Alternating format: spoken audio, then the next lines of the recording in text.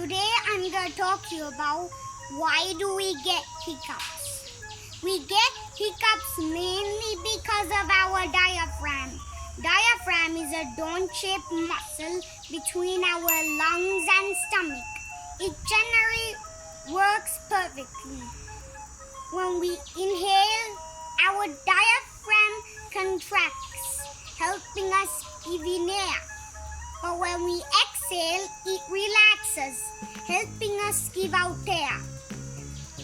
But sometimes this contraction is not happen immediately.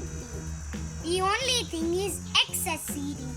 Eating too much too quickly causes our stomach to swell, thus making to discomfort for our diaphragm.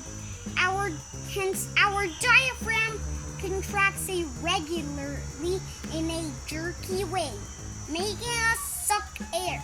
Here, this air rushes through our voice box, making the vocal cords to close suddenly, creating a hiccup.